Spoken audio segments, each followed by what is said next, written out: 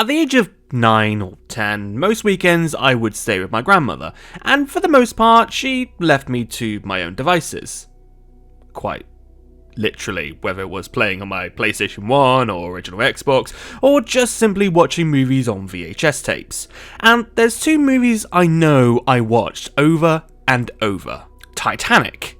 Yes, I was a 9 to 10 year old kid watching Titanic a lot, I was a weird kid. And the other was Star Wars Episode 1, The Phantom Menace. It was all I really knew about Star Wars, and if anything, at least at that age, this movie was made for me. Which I think was George Lucas's plan anyway. Not that the movie was made for me and me alone, but my sort of demographic. God, could you imagine if the movie was made just for me? Yes, hello everybody, and thank you for joining me at this meeting. I'm here today to pitch you a brand new Star Wars movie. Holy moly! I call it The Phantom Menace. Oh, baby! And we're going to be making it for this one 9-year-old boy in the UK. Incredible! Just incredible! So let's take a trip back in time to the year 1999 and review the very first, fourth, but first chronologically, Star Wars movie, The Phantom Menace. Spoilers for the movie, of course, but you've probably seen it by now. As is standard for a Star Wars movie, well, except this one and sort of that one, we get a crawl, which explains how the Trade Federation blockade is preventing shipping on the planet Naboo. To try and resolve the situation, the Supreme Chancellor sends 2 Jedi, who arrive on a Trade Federation ship to serve as ambassadors. And right from the bat, you can already see this movie means business with its establishing shots and blend of both CGI and practical sets. The Viceroys of the Trade Federation, who freak out after learning the ambassadors are Jedi, order them killed via droids. No, not this droid, who probably could have tried to poison their drinks. I mean, they literally try killing the Jedi with poison gas moments later, so it might have worked. But instead, try killing them with these droids, who choose not to shoot right away as soon as the doors open. But then I guess they're droids and wouldn't want to harm other droids, I guess. During this battle, droidicas arrive, and so to escape the fight, Qui-Gon and Obi-Wan use a Force dash. And is it just me, or is this ability never used again? There's a lot of situations this ability could have come in handy. A few you'll see in this movie alone. Anyway, Queen Amidala of Naboo contacts the Viceroys and asks about the ambassadors, though the Viceroys lie and say that they never arrived. Qui-Gon and Obi-Wan stow aboard separate ground ships that are intent on invading the planet of Naboo, capturing the Queen and have her sign a treaty that makes their invasion legal. I've gotta say also, these big ships on Naboo freaked me out as a kid.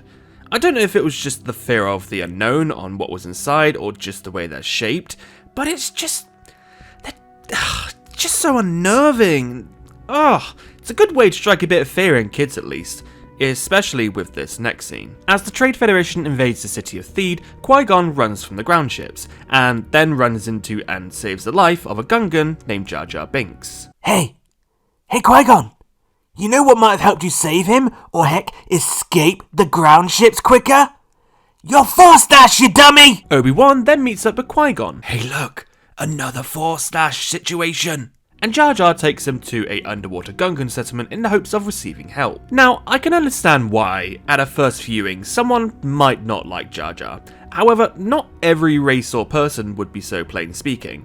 It's a different culture, even if it's a bit odd to the majority of people, but to me this feels very Star Wars still, especially when you compare it to the likes of the aliens you see in the cantina scene in episode 4. Any one of those could have been just as odd as Jar Jar. As time's gone on though, I generally don't mind him. Maybe it's just the memes, I don't know. They arrive at the Gungan settlement where they are greeted by guards upon walking through the water barrier. I wonder if fish have accidentally wandered too close to the barriers and have just dropped in before. There they meet Boss Nass, who refused to help the people of Naboo, but helps the Jedi reach the surface.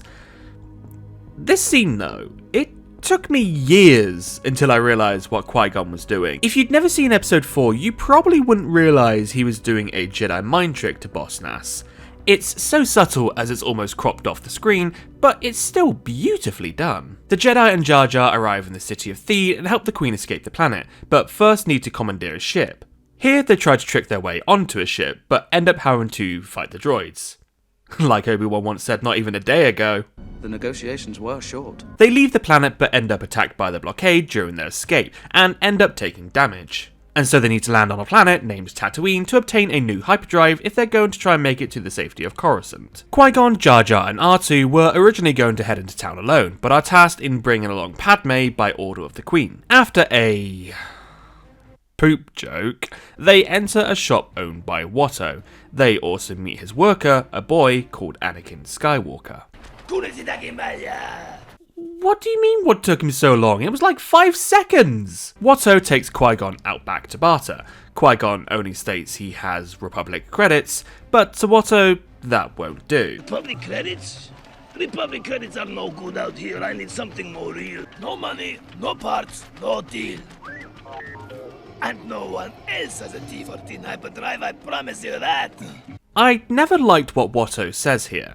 No Republic credits allowed. Sure, it's like paying for a product using dollars in a UK store. But no one else has the hyperdrive he needs? And Qui-Gon just accepts it?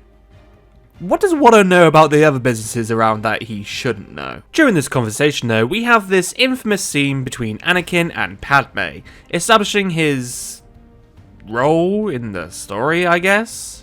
I mean, it gets a bit strange after, as Anakin is just kind of following them around after a little while. But then, if he didn't, how else would he tell them to stay at his place as a sandstorm blows in? And then they arrive at his place, and his mother's just like, oh, guests? Adult guests? With my 9-year-old boy? And he offered you shelter? I see, well, welcome! I have zero issues with this. We have a couple of cute scenes after, with Anakin showing Padme his droid he's been working on, C-3PO. Where is everybody? You still have one eye, 3PO, you can still see with one eye. At dinner, Qui-Gon tries to find another way to help pay for the hyperdrive needed to get to Coruscant, and Anakin has a suggestion to enter himself into the upcoming pod race to pay for it. I'm sure Qui-Gon doesn't want to put your son in danger. We'll find some other way. You know what other way you could do, Padme? Steal it in the night? Watto is one person. This is a matter of life and death to a whole planet. But hey, let's spend some time in the sun on Tatooine watching races, eh? Anakin's mother initially tells him not to race, but with Anakin being the selfless boy he is, his mother eventually allows him.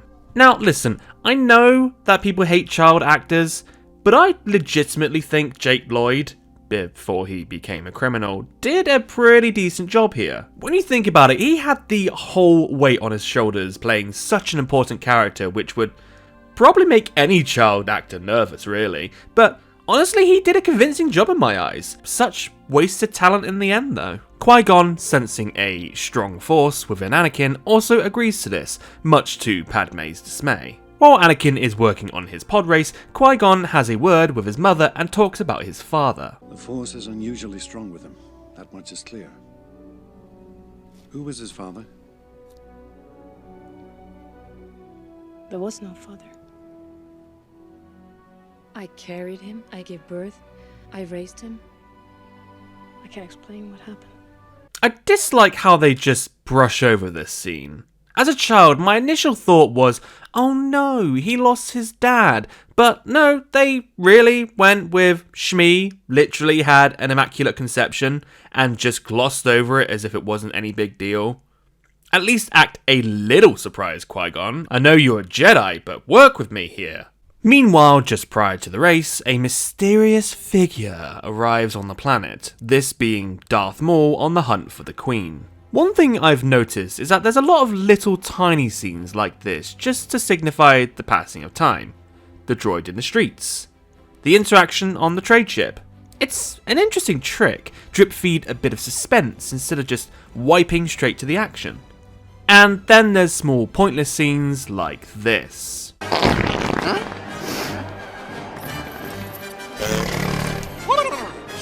versa. A poop joke and a fart joke? So freaking funny. Anyway, it's race day. After a few introductions to the races, some which look very out of place. Thanks, George, for these extra shots in the special edition. Shmi wishes her son well in the race. Be safe. I will, Mom. I promise.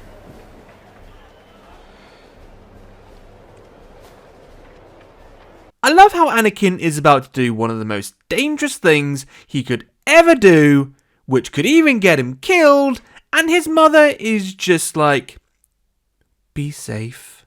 No hugs or anything? Shmi, he could die. Even you said, I don't want you to race. It's awful. I die every time Water makes you do it. but you don't seem that concerned. If anything, Padme seems to care a little more. You Jedi are far too reckless. The Queen is not. Queen trusts my judgment, young handmaiden. You should too. You assume too much. I love this with Qui-Gon seemingly not knowing who Padme really is and just straight up lying about the Queen. Oh, Qui-Gon, if only you knew. The race begins, but unfortunately Anakin already stalls thanks to some pre-race tampering, but manages to get on his way.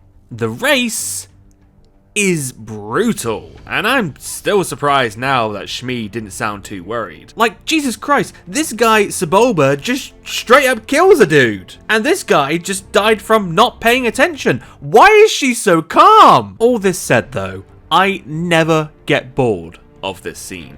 I normally don't like watching real racing, but there's just something exciting about the pod racing scene. Maybe it's the fact that it's high stakes and there's absolutely no safety precautions. I don't know. They could have shortened the scene to like 5 minutes if they wanted to, but instead they spent 20 minutes building up and showing the race. And I'm here for it every single time. With some of the POV shots, it's like being on a roller coaster. That said, I do find the speed at which Anakin catches up a little bullcrap. Especially with all the shenanigans he has to deal with while Sebulba just continues on without a hitch.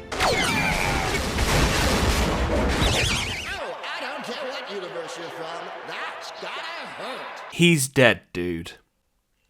He's dead. After an intense race, Anakin, of course, wins, and now the Queen can now make her way to Coruscant. Prior to leaving, Qui-Gon informs Anakin he managed to free him after he previously made a bet with Watto before the race.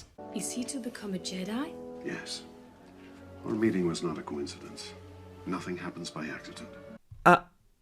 So, the attack on Naboo, to then have the Queen escape, to then have them travel through the blockade, be so damaged they need to land on Tatooine, where they just so happen to land next to where Anakin lives, to then go to the exact shop where he worked, only for him to magically be able to solve the problem, was on purpose by the Force.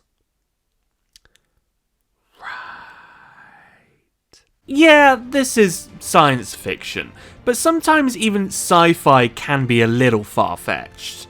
Like, sure, once you got to the planet, maybe I can understand the pull of the Force to Watto's shop, but even so, it's damn lucky Watto did have the parts you need. And so, with Anakin about to leave with Qui-Gon to become a Jedi, he says goodbye to his mother. I will come back and free you, Mom. I promise. I feel so bad for Shmi. Although she did recklessly allow her son to risk his life in pod racing, she does think and care for him, letting him choose his own life, not one she set out for him. And then when she says goodbye to him, oh my lord! No. Be brave. And don't look back. Don't look back.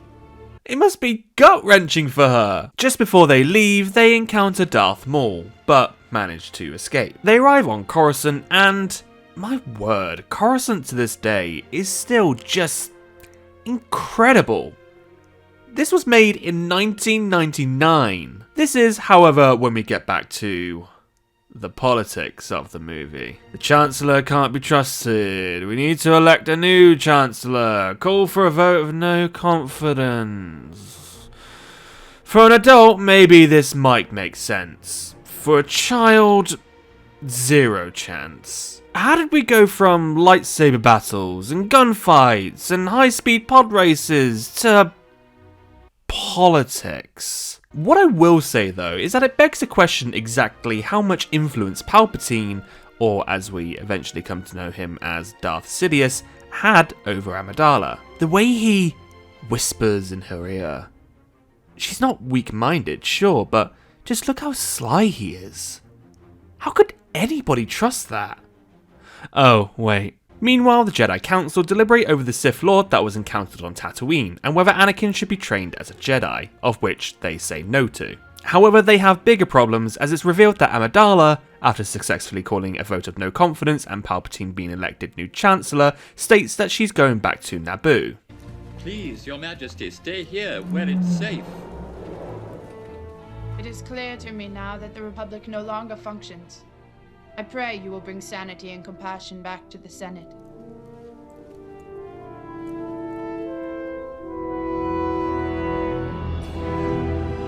The way Palpatine just smirks.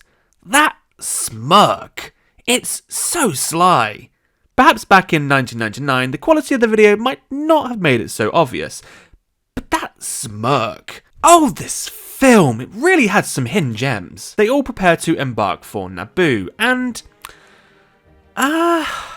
It's not disrespect, Master, it's the truth. From your point of view? The boy is dangerous. Damn, Obi-Wan just has no cares in the world of calling Anakin dangerous. When he's standing right there. Like, screw you, Anakin, eh? Anakin asks Qui-Gon about something called midichlorians, as it's something he overheard from Yoda. Without the midichlorians, life could not exist, and we would have no knowledge of the Force.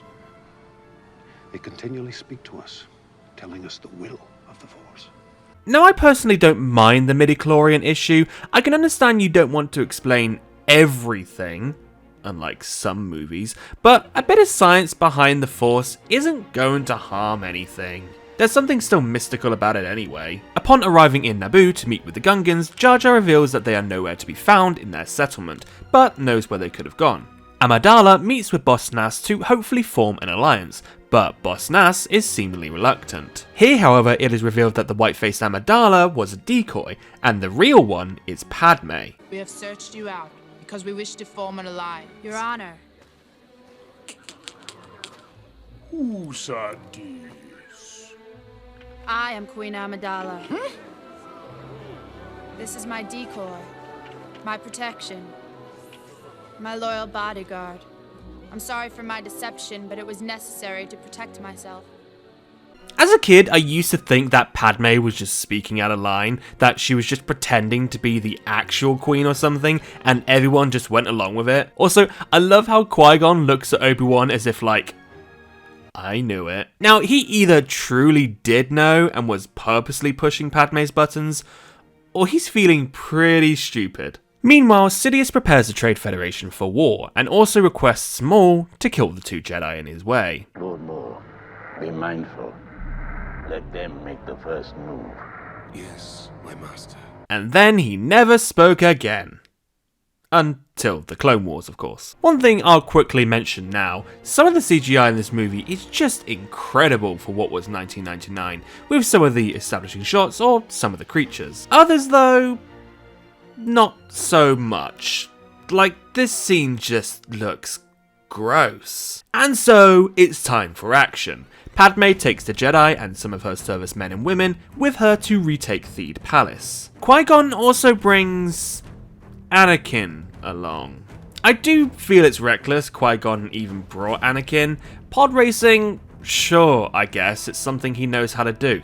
But this is a battlefield.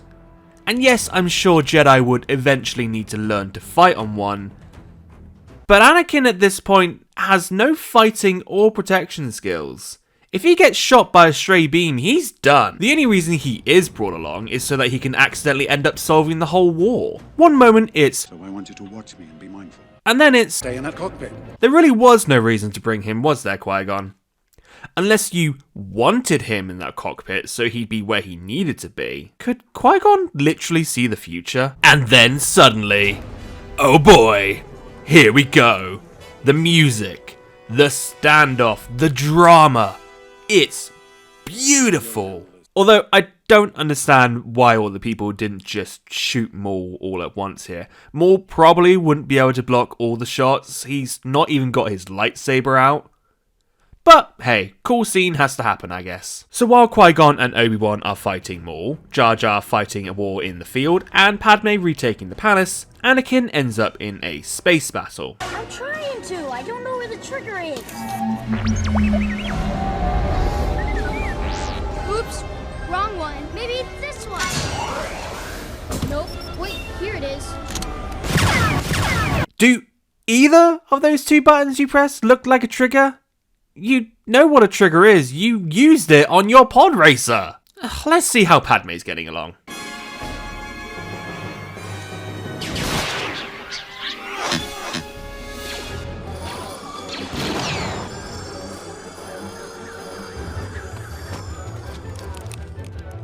You know, it's amazing. Every single one of them has the body strength to hold onto a little tiny gun in their hands. And it can even hold their weight. Let's see what's happening on the field.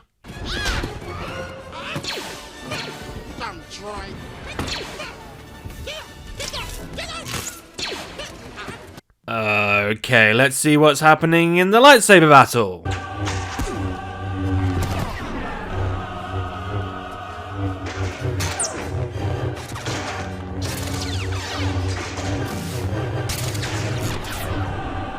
The choreography in this scene is just spectacular. These are experts in their trade, so of course the lightsaber battles will be high intense. Well, let's ignore that New Hope scene. As Qui-Gon and Maul end up fighting alone, Obi-Wan ends up lagging a bit behind. Oh hey Obi, you know what would help you reach Qui-Gon quicker? A bit of force dashing perhaps? But then he's blocked by force fields. Also, I'd love to know the purpose of these fields. Like, what is this area for? We were just inside a hangar, and now we're in some sort of power plant with these big beams, I guess? Why the force fields? While we wait for the force fields to come down, let's see how Jar Jar's doing.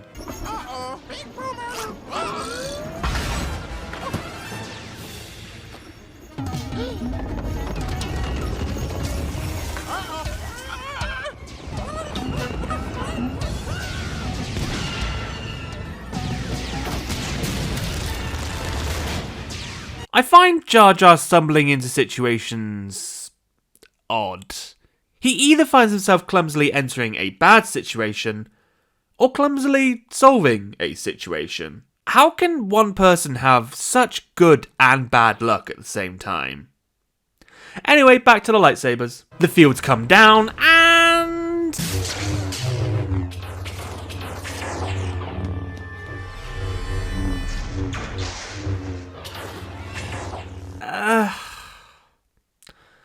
yes. Again, Obi. You know what might help you get to the fight quicker? Force dash. Unfortunately, Maul manages to get the upper hand against Qui-Gon, who is impaled in the stomach. Qui-Gon's death always felt a little cheaty to me. You see Qui-Gon managing to parry every single one of Maul's attacks, but nothing is really established as to what allows Maul to get the upper hand. Qui-Gon got tired, I guess. Also, when I was a child, this film was given the U rating, which means it was suitable for all ages. Qui-Gon just got stabbed. Maybe not with a knife, sure, but he still got stabbed. That's kinda dark for a child to witness. Imagine leaving your 4-year-old child alone with this film. They upped the age to a PG in the end anyway, but still, 1999 was clearly a different time. Unfortunately, even Obi-Wan missteps and ends up falling into a pit, but manages to find a way to defeat Maul anyway, who is slashed in half. Again, a U rating. After defeating Maul, he promises Qui-Gon before he dies that he'll train Anakin to be a Jedi. Speaking of Anakin, he manages to stumble into the droid ship and blow it up from the inside. Back on Naboo, the droids are taking prisoners? Why are they taking prisoners? I remember Sidious specifically said, Wipe them out. All of them. Not wipe them out. Take prisoners. But then I guess we can't kill Jar Jar now, can we? However, since Anakin destroyed the droid ship, this in turn ends the battle on Naboo as all the droids deactivate. That was lucky. As for Padme, she manages to trick the Viceroy by pretending to be the decoy Amidala, which gives her a moment to take back control. And with all of that, the fight is won! Obi-Wan tells Yoda he's going to train Anakin, which Yoda reluctantly agrees to. And then there's a cremation. Like, this screwed me up a bit as a child. Just a dead body burning. You waiting. And then we cut straight to celebrations. Like, damn, the body was just burned, George. Let that soak in a minute. And then we cut to credits. And there you have it. That was Star Wars Episode 1, The Phantom Menace. Honestly, I don't know if it's just because I've seen the film like 1,000 times that it's just ingrained into me at this point, or just how fun some of the scenes can be, but I still enjoy this movie. Yes, I can absolutely understand some of the complaints. The politics aspect is a bit dull, Jar Jar can be annoying at times, some of the character decisions are just a bit off, but it had a lot riding on it. It needed to start a new trilogy of movies showing you some of the characters you may know and love, while also trying to cater to a new generation at the time. There's something for everyone, whether it's the lightsaber battles, the pod racing, the space battles, the funny alien, the politics. I don't know, maybe the politics in Star Wars is riveting stuff to some of you. Look, the movie's not perfect, but to me it's not at all the weakest Star Wars movie. And so with that, I'm going to give The Phantom Menace a 6 out of 10. If you like this review, please like, subscribe, and leave a comment. Depending on how well this video does, who knows, maybe I'll do more Star Wars movie reviews. Thank you very much for watching, and bye-bye.